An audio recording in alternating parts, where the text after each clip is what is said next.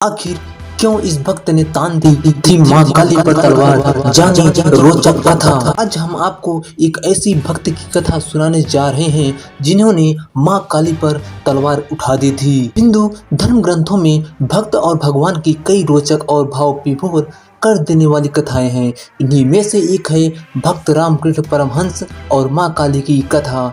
हमारे ज्योतिष expert doctor Radhakant वत्स ने हमें बताया कि रामकृष्ण परमहंस माँ काली के परम भक्त थे। रामकृष्ण परमहंस के लिए माँ काली मात्र देवी नहीं बल्कि साक्षात दिखने वाली एक हकीकत थी। रामकृष्ण परमहंस की भक्ति ऐसी थी, माँ काली उनके एक बार पुकारने पर से उन्हें दर्शन देने आती थी, अपने भक्त के हाथ से भोजन भी करती थी और उनके अपने भक्त से बातचीत कर उन्हें आनंदित करके चली जाती थी। एक दिन हुगली नदी के तट पर रामकृष्ण परमहंस अपनी भक्ति में लीन होकर बैठे थे। तभी वहां तोतापुरी नाम के एक सिद्ध पुरुष आए।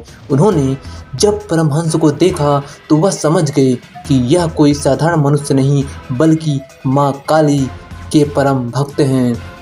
तोतापुरी जी के मन में ख्याल आया कि इनमें से ज्ञान का अर्जन किया जाए, लेकिन रामकृष्ण परमहंस की जहाँ शक्ति भी उनकी भक्ति थी तो वहीं उनकी समस्या भी उनकी भक्ति ही थी, क्योंकि वह हर समय माँ काली के ध्यान में ही डूबे रहते थे।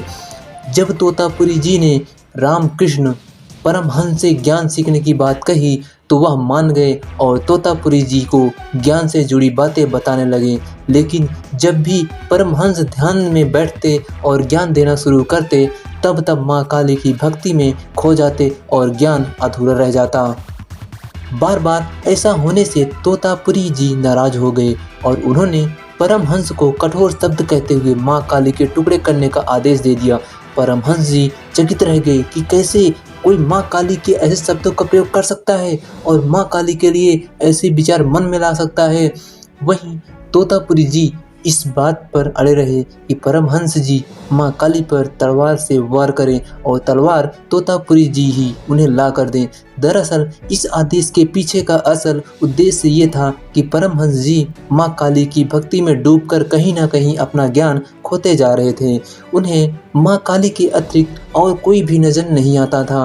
हर समय ध्यान में रहने के कारण परमहंस जी अपनी जागरूकता खोने लगे थे। इसी जागरूकता को पुनः परमहंस जी ने जगाने के लिए तोतापुरी जी ने ऐसा खेल रचाया।